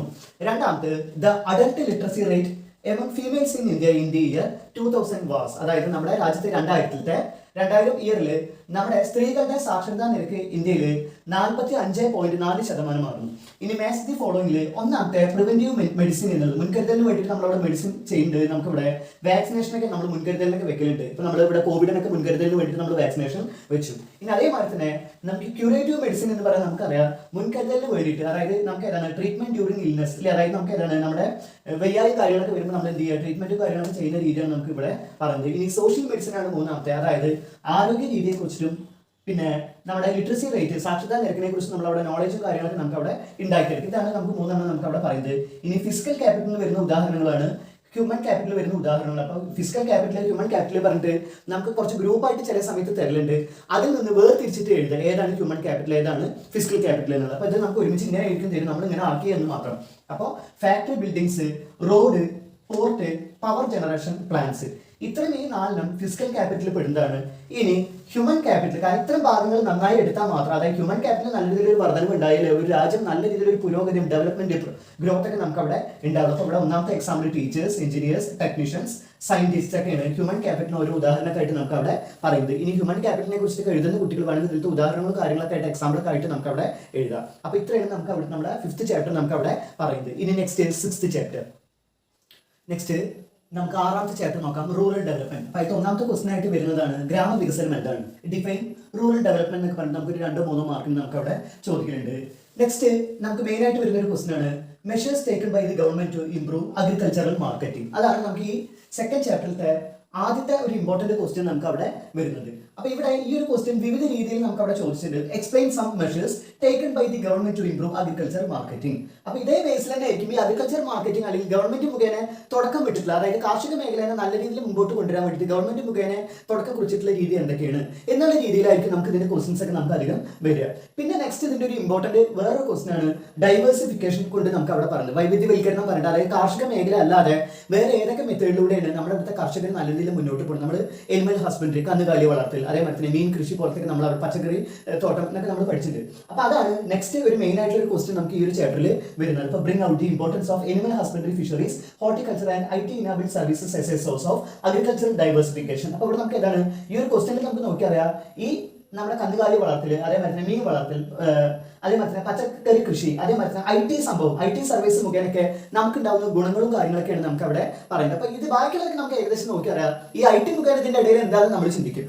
IT മുഖേന ഇത്രയേ ഉള്ളൂ, നമുക്ക് ത്രൂ ഒരു IT മുഖേന നമ്മുടെ ഇവിടുത്തെ മണ്ണ് സംരക്ഷണത്തെ കുറിച്ച് നമുക്ക് നോക്കാൻ സാധിക്കും. അതേമാതിരി തന്നെ ക്ലൈമറ്റ് കണ്ടീഷനും കാര്യങ്ങളൊക്കെ എങ്ങനെ, വെതർ കണ്ടീഷനും കാര്യങ്ങളൊക്കെ എങ്ങനെയെന്നുള്ളതൊക്കെ ത്രൂ നമുക്ക് ഒരു IT മേഖലയുടെ നമുക്ക് അവിടെ വ്യക്തമാക്കി നമുക്ക് പേപ്പറിലൊക്കെ കൊടുത്തിട്ടുണ്ട്. കാലാവസ്ഥ എങ്ങനെയാണ്, ഇല്ലേ, എത്രത്തോളം മഴ, എത്ര ശതമാനം എന്നൊക്കെ ഉള്ളത് നമുക്ക് കാർഷിക മേഖലയിൽ നമുക്ക് വേണ്ടപ്പെട്ടൊരു സംഭവം. അപ്പൊ അതിനെക്കുറിച്ചുള്ള ഒരു ചോദ്യമാണ് നമുക്ക് ഈ ഡൈവേഴ്സിഫിക്കേഷൻ ഈ ഒരു സംഭവം നമുക്ക് അവിടെ ചോദിക്കണം. അപ്പൊ ചോദിക്കുന്ന രീതിക്ക് ചില സമയത്ത് ഒരു വ്യത്യാസം ഉണ്ടാവും. ഇനി ഇതേ ഡൈവേഴ്സിഫിക്കേഷൻ തന്നെയാണ് ഇവിടെ ചോദിച്ചേക്കുന്നത്. ചില ഇതിൽ നമുക്ക് ഹിന്റ് അധികം തരലുണ്ട്. അപ്പൊ ഇതിൽ നമുക്ക് എന്താണ് prepare an article regarding the importance of diversification into productive activities to reduce the risk from agriculture. അപ്പൊ ഇവിടെ നമുക്ക് എന്താണ് ഈ ഡൈവേഴ്സിഫിക്കേഷൻ വൈവിധ്യ രീതി തന്നെയാണ് നമുക്ക് ഇവിടെ ചോദിച്ചേക്കുന്നത്. അപ്പൊ ഇത് നമുക്ക് ഇങ്ങനെ ചോദിച്ചാൽ അതിന്റെ അടിയിൽ ഹിന്റ് നമുക്ക് കിട്ടുന്നുണ്ടാവും. ഡയറക്റ്റ് ആയിട്ട് അതിലത്തെ നമ്മുടെ ഡൈവേഴ്സിഫിക്കേഷൻ ഏതാച്ചാൽ അത് ഡയറക്റ്റ് ആയിട്ട് നമുക്ക് അവിടെ എഴുതിയാൽ മതി. ഇനി നെക്സ്റ്റ് 4ാമത്തെ നമുക്ക് വരുന്ന മെയിൻ ആയിട്ടുള്ള ടോപ്പിക്കാണ് നമ്മുടെ ഒന്നില്ലെങ്കിൽ ഈ ഒരു സംഭവം, അതായത് നമുക്ക് ഇതിലത്തെ 6 മാർക്കിലേക്ക് വരുന്നതാണ് നമ്മുടെ ഈ അഗ്രികൾച്ചർ മാർക്കറ്റിംഗ്. അതേമാതിരി തന്നെ നമുക്ക് നെക്സ്റ്റ് വരുന്നതാണ് ഡൈവേഴ്സിഫിക്കേഷൻ. നമുക്ക് ചില സമയത്ത് ഒരു 6 അല്ലെങ്കിൽ 8. അതേമാതിരി തന്നെ മെയിൻ ആയിട്ട് ഒരു ഇമ്പോർട്ടന്റ് ആണ് ഓർഗാനിക് ഫാമിംഗ്, ഒന്നില്ലെങ്കിൽ 6, 8. അപ്പൊ നമ്മൾ അത്ര എക്സ്പെക്ട് ചെയ്തിട്ട് വേണം നമുക്ക് അവിടെ പോകാം. അപ്പൊ ഇവിടെ ആദ്യത്തെ ഞാൻ പറഞ്ഞു റൂറൽ ഡെവലപ്മെന്റ് ഒരു 3-4 മാർക്കിന് മതി. അത് എന്താ സംഭവം എന്നുള്ളത് മാത്രം പഠിച്ചാൽ മതി. ബാക്കി അഗ്രികൾച്ചർ മാർക്കറ്റും ഡൈവേഴ്സിഫിക്കേഷനും ഓർഗാനിക് ഫാമിംഗും വളരെയധികം ഇമ്പോർട്ടന്റ് ആണ്. ഒരു 6-8 മാർക്കിന് വരുന്നതാണ്. അപ്പൊ ഇത്രയാണ് ഈ ഒരു ചാപ്റ്ററിലത്തെ ഇമ്പോർട്ടന്റ്. ഇനി നെക്സ്റ്റ് ഈ ചാപ്റ്ററിന്റെ 1 വേർഡ് മാച്ച് ദി ഫോളോയിങ് നോക്കാം. ഇനി നെക്സ്റ്റ് നമുക്ക് 1 വേർഡ് നോക്കാം. ഒന്നാമത്തെ golden revolution is associated with, അതായത് സുവർണ വിപ്ലവം നമുക്ക് അവിടെ അറിയപ്പെടുന്നത് ഹോർട്ടിക്കൾച്ചർ അല്ലെങ്കിൽ നമുക്കറിയാം തോട്ടകൃഷിയെ ഉദ്ദേശിച്ചിട്ടാണ് നമുക്ക് ഏത് കൊണ്ടുവന്നിരിക്കുന്നത് ഗോൾഡൻ റെവല്യൂഷൻ അല്ലെങ്കിൽ സുവർണ വിപ്ലവം അറിയപ്പെടുന്നത്. ഇനി how many banks were nationalized in 1969? 69 എത്ര ബാങ്കാണ് ദേശീയവൽക്കരിച്ച് നിലനിന്നത്? 14 ബാങ്കുകളാണ്. വൈറ്റ് റെവല്യൂഷൻ എന്ന് അറിയപ്പെടുന്നത്, അതായത് ധവള വിപ്ലവം എന്ന് അറിയപ്പെടുന്നത് എന്തിനെ സൂചിപ്പിച്ചിട്ടാണ്? പാല് അല്ലെങ്കിൽ മിൽക്കിനെ കുറിച്ചിട്ട്. ബ്ലൂ റെവല്യൂഷൻ എന്നുള്ളത്, അതായത് നീല വിപ്ലവം എന്ന് അറിയപ്പെടുന്നത് മീനിനെ സംഭവിച്ചത്. ഇനി percentage of population living in rural area is, അതായത് ഗ്രാമപ്രദേശത്ത് വസിക്കുന്ന ജനസംഖ്യ എന്ന് പറഞ്ഞത് 75% നമുക്ക് അവിടെ പറയുന്നത്. ഇനി establishment of dash markets improved agricultural marketing. അപ്പൊ നമുക്കൊരു ഡാഷ് ഒക്കെ ചിലപ്പോൾ നമുക്ക് അവിടെ ഉണ്ടാവുള്ളൂ. അതിൽ നമ്മൾ അവിടെ റെഗുലേറ്റഡ് മാർക്കറ്റ്സ് എന്ന് എഴുതി വെക്കുക. ഇനി ഓപ്പറേഷൻ ഫ്ലഡ് എന്തുമായി ബന്ധപ്പെട്ടതാണ്? നമുക്കറിയാം പാല്. അപ്പൊ 2 കാര്യം നമ്മൾ ഇതിൽ പഠിച്ചിട്ടുണ്ട്. ഒന്ന് നമുക്ക് വൈറ്റ് റെവല്യൂഷൻ എന്ന് പറഞ്ഞാലും ഓപ്പറേഷൻ ഫ്ലഡ് എന്ന് പറഞ്ഞാലും മിൽക്ക് അല്ലെങ്കിൽ പാല് എന്നാണ് ഉത്തരം. അപ്പോൾ നമ്മൾ ഇത്രയും നമുക്ക് 1 വേർഡ് 6ാമത്തെ ചാപ്റ്ററിൽ നമുക്ക് അവിടെ പറയുന്നത്. ഇനി 7ാമത്തെ ചാപ്റ്റർ നമുക്ക് നോക്കാം. നെക്സ്റ്റ് ചാപ്റ്റർ നോക്കാം നമുക്ക് 7ാമത്തെ. ഇനി ഈ ഒരു ചാപ്റ്ററിലത്തെ തൊഴിൽ സംബന്ധമായിട്ടുള്ള ചാപ്റ്ററിലത്തെ 1ാമത്തെ ക്വസ്റ്റ്യൻ ആണ് നമുക്ക് participation of people in employment. ഇത് നമുക്ക് ബൈഹാർട്ട് പഠിക്കുന്നു വേണ്ട. ഇതിന്റെ ഇക്വേഷൻ ഒന്ന് നമ്മൾ നോക്കി വെക്കുക. അതായത് ഇവിടെ നമുക്ക് ഒരു ക്വസ്റ്റ്യൻ ആണ് കൊടുത്തിട്ടുണ്ട്. ഇക്വേഷൻ ആദ്യം നമ്മൾ പഠിച്ചു വെക്കുക. Total number of workers divided by population into 100. അപ്പൊ ഇനി ഇതിന്റെ നമുക്ക് ചോദ്യങ്ങളൊക്കെ വരിക. അതായത് പ്രീവിയസ് ക്വസ്റ്റ്യൻ പേപ്പറിന്റെ ഒരു ചോദ്യമാണ് population of A country is 85 crores. അപ്പൊ ജനസംഖ്യ 85 കോടിയും അതിൽ വർക്ക് ചെയ്യുന്ന വ്യക്തികൾ എന്ന് പറയുന്നത് വർക്കേഴ്സ് ആയിട്ട് 65 കോടിയാണ്. അപ്പൊ അതിന്റെ വർക്കർ പോപ്പുലേഷൻ റേഷ്യോ പറഞ്ഞാൽ അപ്പൊ നമുക്ക് തന്നെ നോക്കിയാൽ തന്നെ അറിയാം വർക്കർ പോപ്പുലേഷൻ റേഷ്യോ. അപ്പൊ ഇവിടെ വർക്കർ എന്നുള്ളത് ആദ്യം ടോട്ടൽ എഴുതുക, ഹരിക്കണം ജനസംഖ്യ ഇൻറ്റു 100. അപ്പൊ ഇവിടെ 65 നമുക്ക് അവിടെ എന്തുണ്ട്, വർക്കേഴ്സ് ഉണ്ട്. 85 കോടി പോപ്പുലേഷൻ ഉണ്ട്. ഇൻറ്റു 100 നമുക്ക് അവിടെ ചെയ്യാം. ആദ്യം ഇത് ഹരിക്കുക, ഇൻറ്റു 100 ചെയ്താൽ 76.47 എന്നുള്ളത് കിട്ടും. അപ്പൊ അതാണ് നമ്മുടെ ഇവിടുത്തെ വർക്കർ പോപ്പുലേഷൻ റേഷ്യോ നമുക്ക് അവിടെ പറയുന്നത്. ഇനി നെക്സ്റ്റ് ഇവിടുത്തെ പഠിക്കേണ്ട വേറൊന്നാണ് regular, casual, self employed. 3 type ആയിട്ടുള്ള നമുക്കുള്ള വർക്കേഴ്സ് ആണ്. ഒന്ന് നമുക്കറിയാം സ്ഥിരമായിട്ട് ഉള്ള ജോലിക്കാര്. രണ്ടാമത്തെ നമുക്കവിടെ എന്താ പറയുക, കൂലിപ്പണിക്കും കാര്യങ്ങൾക്കൊക്കെ പോകണമായിരുന്ന ആൾക്കാർ. ഇനി സെൽഫ് എംപ്ലോയിഡ്, സ്വന്തമായിട്ട് ബിസിനസ്സോ കാര്യങ്ങളോ ചെയ്യുന്ന ആൾക്കാർ. അപ്പൊ ഈ 3 ടൈപ്പ് ആയിട്ടുള്ള ആൾക്കാരെ കുറിച്ച് നമ്മൾ പഠിക്കുന്നത് എങ്ങനെ വരും എന്ന് വെച്ചാൽ, ഒന്നില്ലെങ്കിൽ difference between regular and casual, അല്ലെങ്കിൽ റെഗുലർ ആൻഡ് സെൽഫ് എംപ്ലോയിഡ്. അപ്പൊ ഇവിടെ എന്തെങ്കിലും ഡിഫറൻസ് ബിറ്റ്വീൻ എന്നുള്ള രീതിയിലൊക്കെയാണ് നമുക്ക് അവിടെ ചോദ്യങ്ങൾ വരിക. ഇനി next formal and informal sector വർക്കേഴ്സിനെ കുറിച്ചിട്ടാണ്. അതായത് ഔപചാരികമായിട്ടുള്ള വർക്കേഴ്സിനെ കുറിച്ചിട്ടും അനൗപചാരികമായിട്ടുള്ള വർക്കേഴ്സിന്റെ മേഖലയെ കുറിച്ചിട്ടാണ് നമുക്ക് നെക്സ്റ്റ് ഒരു ചോദ്യം നമുക്ക് അവിടെ വരും. ഇത് ഏകദേശം ഡിഫറൻസ് ബിറ്റ്വീൻ എന്നുള്ള രീതിയിലാണ് നമുക്ക് ചോദ്യം വരിക. ഇനി നെക്സ്റ്റ് പറയാനുള്ളത്, നമുക്ക് ചിലപ്പോൾ ക്വസ്റ്റ്യൻ പേപ്പറിൽ ഇതേമാതിരി പൈ ഡയഗ്രാം കൂടുതലൊക്കെ നമുക്ക് അർബൻ റൂറൽ എന്നുള്ള രീതിയിലേക്ക് നമുക്ക് അവിടെ തന്നിരിക്കും. കാരണം ഇതിലേക്ക് നമുക്ക് ഓരോ ചിഹ്നങ്ങൾ കൊടുത്തിട്ടുണ്ടായിരിക്കും. ആ ചിഹ്നങ്ങളെ അടിസ്ഥാനമാക്കിക്കൊണ്ട് അർബൻ ഏരിയയിൽ എത്ര പേര് അവിടെ റെഗുലർ ആയിട്ട് വർക്ക് ചെയ്യുന്ന ആൾക്കാരുണ്ട്, എത്ര പേര് കാഷ്വൽ ആയിട്ട് വർക്ക് ചെയ്യുന്ന ആൾക്കാരുണ്ട്, എത്ര പേര് സെൽഫ് എംപ്ലോയിഡ് ആയിട്ടുള്ള ആൾക്കാരുണ്ട് എന്നുള്ളത് അർബൻ റൂറൽ നമുക്ക് ഇതേമാതിരി ഡയഗ്രാം തരും. അത് നോക്കിയിട്ട് നമ്മളൊരു പൈ ഡയഗ്രാമിലേക്ക് നമ്മൾ പഠിച്ചിട്ട് ഇത്ര ശതമാനമാണ് എന്നുള്ളത്. അപ്പൊ അതിൽ ഓൾറെഡി നമുക്ക് ഇത്ര ശതമാനം പറഞ്ഞിട്ട് തന്നിട്ടുണ്ടാവും. ആ തന്നിട്ടുള്ള ശതമാനം നോക്കിയിട്ട് നമ്മൾ മലയാളത്തിലോ ഇംഗ്ലീഷിലോ നമ്മൾ ഇത് കൺവേർട്ട് എഴുതിയാൽ മതി. അതായത് 47% കാഷ്വൽ വർക്കേഴ്സ് ആണ്, ഇനി ബാക്കിയുള്ള ശതമാനം ഇന്ന വർക്കേഴ്സ് ആണ് എന്നുള്ളത് നമ്മൾ തനിയെ അതെടുത്ത് എഴുതിയാൽ നമുക്ക് അതിനുള്ള ആൻസർ ആയി. ഇനി നെക്സ്റ്റ് പറയാനുള്ളത് ചോദ്യമാണ്, moving of workers from self employment to casual wage work. അതിന് പറയുന്ന പേരെന്താ? അങ്ങനെയാണ് നമുക്ക് അതിന്റെ ഒരു ചോദ്യം വരിക. അതായത് നമ്മുടെ സെൽഫ് എംപ്ലോയ്മെന്റ്, ഇപ്പൊ ബിസിനസ്സോ കാര്യങ്ങളൊക്കെ ചെയ്യുന്ന വ്യക്തികൾ നമുക്ക് കാഷ്വൽ വേജ്, അതായത് നമുക്ക് ഡെയിലി വേജിന് കിട്ടുന്ന കൂലിപ്പണിമാരിലൊക്കെ നമുക്ക് പോകുന്ന രീതിയിലേക്ക് വരുമ്പോൾ ആ ഒരു മാറ്റത്തിന് പറയുന്ന പേരെന്താ എന്നുള്ളതാണ് നമുക്ക് അവിടെ പറയുന്നത്. അങ്ങനെ പറയുന്ന പേരാണ് കാഷ്വലൈസേഷൻ ഓഫ് ലേബർ. ഇത് മലയാളത്തിലും ഇംഗ്ലീഷിലും സെയിം തന്നെയാണ് നമുക്ക് അതിനെ പറയുന്നത്. അതാണ് നമുക്ക് അതിനുള്ള ഒരു പദം ഉപയോഗിക്കുന്നത്. ഇനി അഞ്ചാമത്തെ ഡിഫറെന്റ് ടൈപ്സ് ഓഫ് അൺഎംപ്ലോയ്മെന്റ്, അതായത് വിവിധ രീതിയിലുള്ള തൊഴിലില്ലായ്മയാണ് നെക്സ്റ്റ് ഒരു ചോദ്യം നമുക്ക് അവിടെ വരും. അപ്പൊ നമുക്കറിയാം open employment, seasonal unemployment, disguised unemployment പോലത്തെ തൊഴിലില്ലായ്മയൊക്കെ നമ്മൾ അവിടെ പറയാറുണ്ട്. അപ്പൊ അതൊക്കെ കൂടി പഠിച്ചു വെക്കുക. അപ്പൊ ഇത്രയാണ് നമ്മുടെ ഈ ചാപ്റ്ററിൽ നമുക്ക് ഇമ്പോർട്ടന്റ്. ഇനി ഇതിന്റെ വൺ വേർഡ് നമുക്ക് നോക്കാം. ഇനി നെക്സ്റ്റ് ഇതിന്റെ വൺ വേർഡോട് നോക്കാം. Match the following. ഇനി which organization is responsible for estimating unemployment in India. അതായത് ഇവിടെ നമ്മുടെ ഇന്ത്യയിൽ തൊഴിലില്ലായ്മ നമുക്ക് അവിടെ കണക്കാക്കുന്നത് എങ്ങനെയാണ്, നമുക്ക് എത്ര ശതമാനം ആൾക്കാർക്ക് തൊഴിലില്ലായ്മ കണക്കാക്കുന്ന ഇവിടെ ആരാണ് എന്നുള്ളതാണ് നമുക്ക് അവിടെ പറയുന്നത്. ഇവിടെ നമുക്ക് കണക്കാക്കുന്നത് NSSO എന്ന് പറഞ്ഞിട്ടുള്ള ഓർഗനൈസേഷൻ അല്ലെങ്കിൽ സംഘടനയാണ്. അതായത് നാഷണൽ സാമ്പിൾ സർവേ ഓർഗനൈസേഷൻ. ഇനി മാച്ച് ഫോളോയിങ്ങിൽ നമുക്ക് ഇവിടെ A എന്നുള്ളത് സെക്ടർ കൊടുത്തിട്ടുണ്ട്, B എന്നുള്ളത് അൺഎംപ്ലോയ്മെന്റ് കൊടുത്തിട്ടുണ്ട്. അപ്പൊ ഇവിടെ പ്രൈമറിയിൽ നമുക്ക് അവിടെ വരുന്നതാണ്, എംപ്ലോയ്മെന്റിൽ വരുന്നതാണ് നമുക്ക് അവിടെ പ്രൈമറിയിൽ ഫാർമർ, സെക്കൻഡറിയിൽ വെൽഡർ, ടെറിഷറി സെക്ടറിൽ വരുന്നതാണ് ബാങ്ക് ക്ലർക്ക് എന്നുള്ളത്. അപ്പൊ നമുക്ക് അവിടെ സെക്ടറും അതേമാതിരി തന്നെ എംപ്ലോയ്മെന്റ് നമുക്ക് തരികയാണെങ്കിൽ അപ്പൊ പ്രൈമറി ഏതാ, സെക്കൻഡറി ഏതാ, ടെറിഷറി ഏതാ എന്നുള്ള ഈ രീതിയിൽ നമ്മൾ അവിടെ എന്ത് ചെയ്യുക, തരം തിരിച്ച് നമുക്ക് അവിടെ എഴുതുക. അപ്പൊ ഇത്രയാണ് നമുക്ക് ഇവിടെ 7ാമത്തെ ടോപ്പിക്ക്. നമുക്ക് ഇന്ന് ഇവിടെ ക്ലാസ് വൈൻഡ് അപ്പ് ചെയ്യാം.